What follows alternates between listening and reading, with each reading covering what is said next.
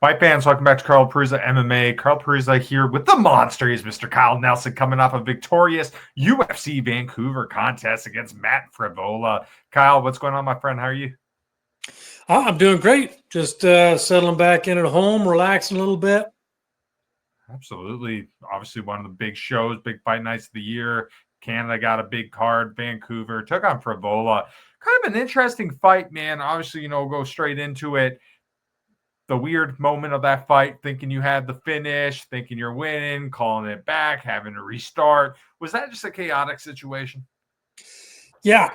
I mean, it sounds like everybody from the commentary team to the fans to people watching, across the world at home and or in bars and stuff. It seemed like everybody thought I won, and the ref had called it off. So I was celebrating, went over to kind of like when Matt stood up, he was stumbling pretty good. So I went over to kind of help back to his corner. And then the ref was like, no, get back to your corner, which is, I don't know, pretty standard. Even after you win, they try and keep you separate so that the doctors can, I guess, take a look at you and stuff. So then I went back and started celebrating with my coach. My fiance came in the octagon. And then the ref was like, no, we're going again. So we didn't, like, my coach didn't bring in like the stool or anything because we were celebrating the win. So then it was just trying to scramble, see if I could get a little bit of water and then regroup to try and get back out there. Absolutely. Nonetheless, we're able to pick up a victory, man. Being able to win in front of a big audience like that, especially in Canada, does that ever get old? No. Especially, I mean, I've fought in Vancouver before. Definitely one of the best crowds I've fought in front of. And yeah, I mean, to have them behind my back, felt great. Absolutely. Obviously being a Canadian fighter, one thing that's really cool to see is where that regional scene has gone and evolved from in Canada. Obviously it's been around for a while. You did a lot of stuff on the BTC scene when you were going through it, but now, we have a bunch of shows like Unified, you got Battlefield, you got BTC still, all these other ones on Fight Pass, man. How has this sport grown and evolved in Canada? Yeah, I mean, it continues to grow, and I think the more the UFC comes here and puts on great shows like Vancouver, then the more it inspires the next generation. Yeah, I mean, in Ontario, amateur MMA is fairly new, and I think that was kind of the big stepping stone we needed, at least in Ontario, to kind of help some of our athletes get from, just training, wanting, having a dream like the UFC, but trying to bridge that gap from just starting to train to pro. We needed that amateur in the middle. And now that we have that, I'm seeing a lot of guys from the gym, starting to do well in amateur, building that confidence and getting ready to turn pro. Correct me if I'm wrong, but when you were in your amateur days, was it legal in Ontario at that point? No. So I never fought amateur MMA in Ontario. I'd always go to Montreal, Quebec, down to obviously Michigan and Buffalo and stuff like that. So yeah, it was always very difficult. I was always the away guy, and it was always hard finding fights as an amateur. So many people are watching the sport in this day and age, and you see the UFC almost every single weekend now. You have Bare Knuckle, PFL is really big, Karate Combat, all these promotions. Very few people understand the grind of a fighter trying to make it to one of these big shows. Fighting on the regional scene, you're not making Conor McGregor money. A lot of guys have these 9-to-5 jobs. You stay up late, you wake up early, you sacrifice everything just for the chance to get there. You've done all this, you made it to the biggest show in the world, but you're still grinding out and sacrificing every day. What's made you stick with it for so long? Yeah, it's it's definitely been a long road. I've been competing professionally now for like 14 years. And yeah, like the first 7 of that was competing professionally, but in regional shows and traveling to the States and all over Canada and even a little bit in Europe. And again, there was no big paydays or anything like that. So you're always kind of supporting your career with a 9-to-5. But I knew throughout my amateur and my professional career that I had what it took to make it to the UFC. And so it was more so just kind of, trying to find fights, first of all, which was always hard. And then just sticking it out, waiting for the UFC to come to Toronto or to give me a chance.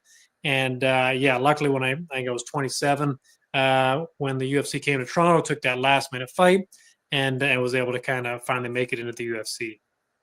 I think an event that was so big for, the MMA scene as a whole, especially in Canada, was that UFC 129 event at the Rogers Center in Toronto. One of the first times they had 50,000 people in a place. George St. Pierre fighting Jake Shields. Looking back at it now, do you feel that was huge, just for the sport and especially in Canada? Yeah, absolutely. I think like that was shortly after professional mixed martial arts was made legal in Ontario. So even for like professional MMA, we've been kind of behind the ball here in Ontario. So when it finally did become legal, the UFC put on a huge show. Again, like the fans here in Ontario and Canada are diehards for the UFC and mixed martial arts, and just unfortunately we haven't had the opportunity to see a lot of it. So even pro MMA here in Ontario's, we've got some shows now like BTC and Unified and stuff like that, but it's still not super regular. So I think with this amateur scene, it's going to build the fans even more, build the local fighters, and then when they go pro in the regional shows here in Ontario, you'll see the crowds even more excited. You made your UFC debut in Toronto. Max Holloway fought Brian Ortega. Where were you at when you got the phone call that you were finally being signed to the UFC? So I was at the gym. I just finished training. My manager, my coach, Alin, kind of gave me a call and let me know that trying to think somebody had fallen out, and then I think Jesse Ronson got the fight, and then something happened with that. So then I stepped in, on like 3 days' notice. Uh, my manager let me know, and he's like, "We got to be in Toronto tomorrow morning. They're going to want to check your weight right away. So let's make sure your weight's good and all that stuff." So it was, I think, can't remember, it was like 8 or 9 at night, and then it was I hopped right on the bike, got a bit of a run in, and wanted to make sure that my weight was going to be perfect when we showed up at the UFC in the morning. Absolutely. One thing I love about watching you fight, man, you're always going out there. You have that killer instinct. Every time you fight, you're always looking for the finish. How much pride do you take in your fighting style? Yeah, I mean, it's just how I do things. I think when I do anything in life, I take that same kind of attitude, and it's really the only way I know how to do things. If I want to do something, I'll get pretty stubborn, and I'll work as hard as I can. I'll dedicate everything to it until I get that job or that goal done. So it's I don't know. It's the only way I know how to do things. I don't know how. Um, I'm not sure if I'd be able to. Like, I don't understand how people could try something and then quit or kind of stop halfway or something like that. That's just the way I've always been. Do you think that fighting is more mental than it is physical? It's hard to say. This like fighting is so physical. Now again, I started when I was like 14, and so I think I had a nice gradual introduction because I started with jiu-jitsu tournaments, so it's less intense and less stressful than obviously fighting MMA.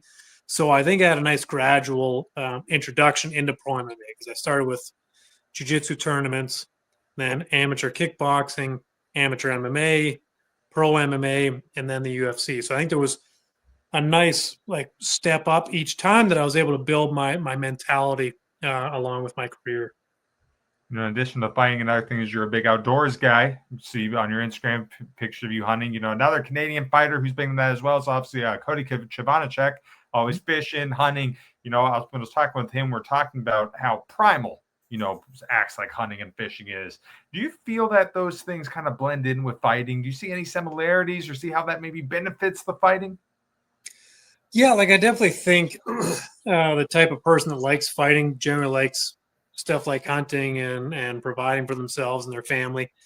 I I think there's a bunch of benefits. I mean, from eating like really clean protein and stuff like that you get from hunting, but also the time you spend, in nature. First of all, going outside, sunlight, fresh air, all that's great.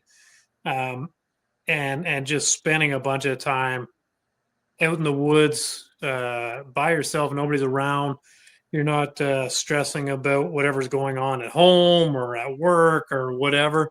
So yeah, I think there's a multitude of benefits from hunting and fishing and stuff like that I think a lot of people in today's society could benefit from. Absolutely. One thing I love about martial arts is all the discipline and values that it possesses For you, how do you think you have grown and evolved as an individual from your time in combat sports? Yeah, I think it's night and day. I mean, again, when I got involved in martial arts, I was 14, so I was a young kid, going through puberty and stuff like that, a ton of energy.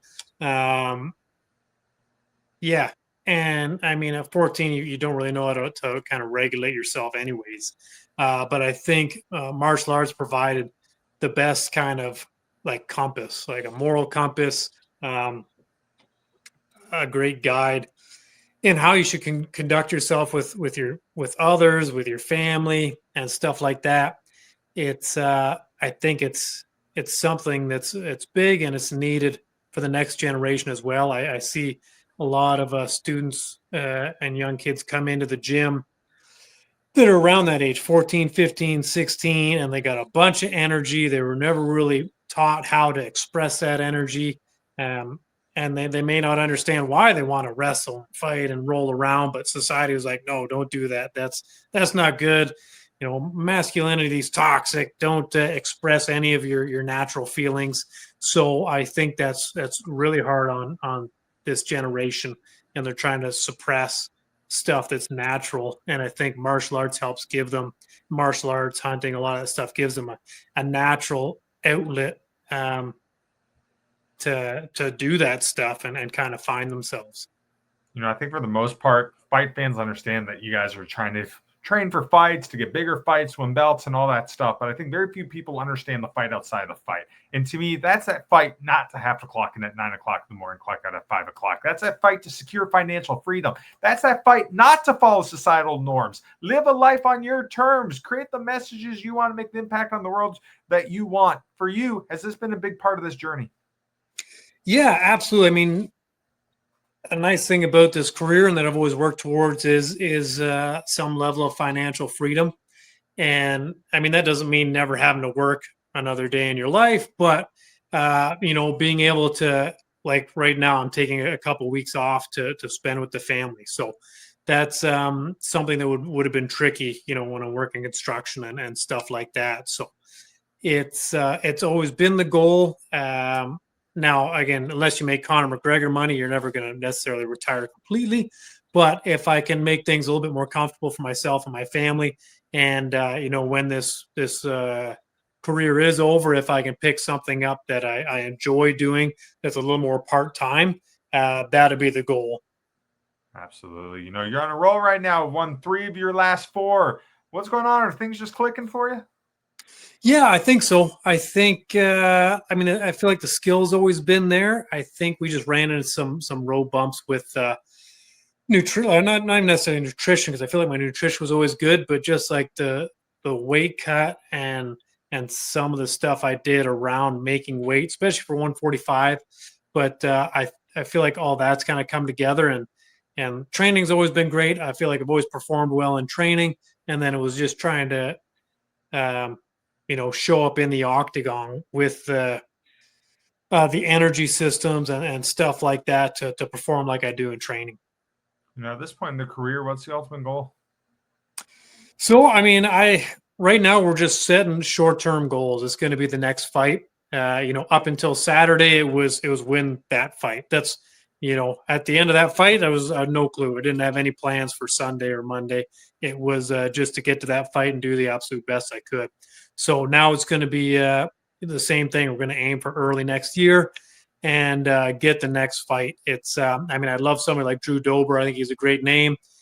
He won on Saturday. A little bit of controversy and stuff like that. So I'd like to get that one back for Canada. But yeah, so I mean, I'd love to fight him early next year. And then it's just going to be taking it one fight at a time and just making sure I don't look too far ahead and just focus on, the next fight. I was reading around on the internet, and there's some rumors of Toronto being the next Canadian destination. Is that something that might be circled on our calendar? Yeah, absolutely. Again, I've heard the rumors too. I don't know if it's 100% yet, but I've definitely got it marked out, and we're going to start preparing for that very shortly. Absolutely. Before we wrap up here, one thing I want to do, I want to go through some big fights with you. I want to get your predictions on who do you think is going to win some of these big matchups. So tomorrow we got a huge heavyweight contest. We got Tom Aspinall. He's fighting Cyril Gahn. Who's going to win that? I think Tom Aspinall just so much more well-rounded. I think the striking could be interesting, but I do think if Tom gets into a bit of trouble, he's got a pretty easy route in just shooting the takedown against Cyril. Absolutely. In New York, we got a big female contest. We got Weili Zhang taking on Valentina Shevchenko. Who wins that? That's a tough one. I think that one's just going to be how it plays out. Like Shevchenko, I mean, when she's able to dictate the pace of the fight and fight how she likes to fight, then it's hard to beat her. But Weili, I think she's going to pressure Shevchenko and yeah, kind of take the fight to her. And I think Shevchenko likes to move, likes to be long, likes to engage when she wants to. And I think that's going to be a problem for her. So I think Weili is going to win.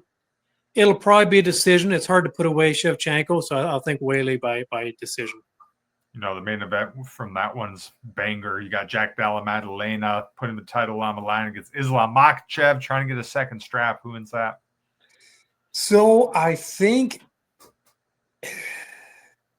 I got to go with Makhachev. I think that's the safe bet as far as like the wrestling, dragging the fight out, making it a long fight.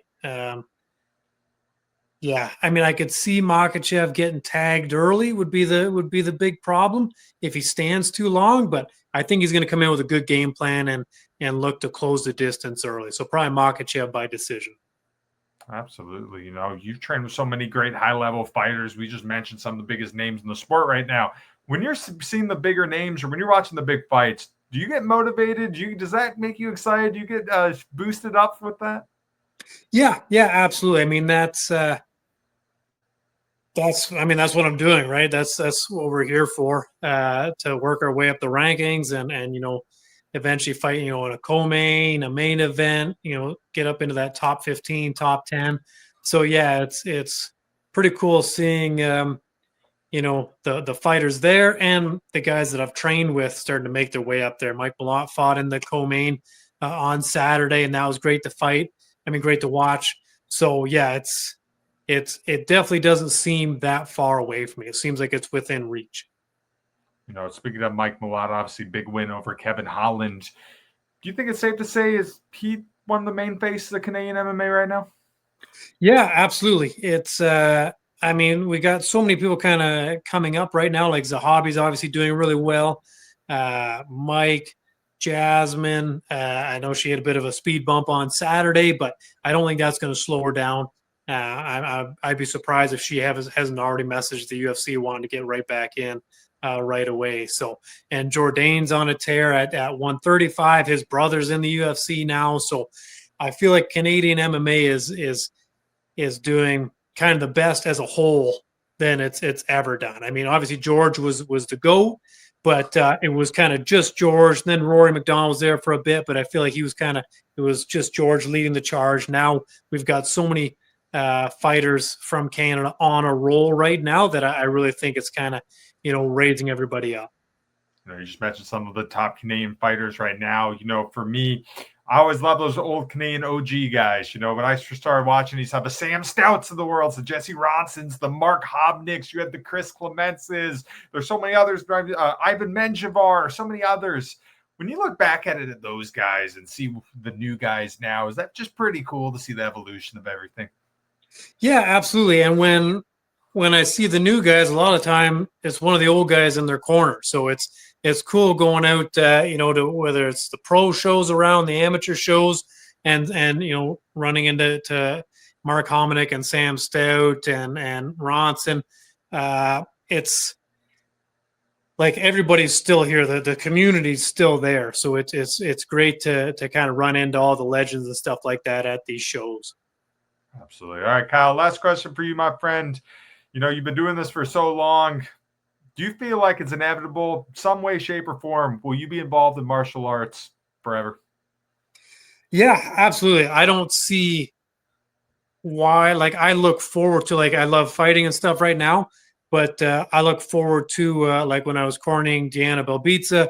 Like that was so cool too, to be a part of the UFC at a different light, and you get to sit back, I think, and even enjoy it a little bit more I've also done, I've done some ring announcing and stuff like that. So I think there's a ton of avenues, um, including coaching, for me to be a part of not only the regional MMA scene, but work my way up into maybe something in the UFC as well.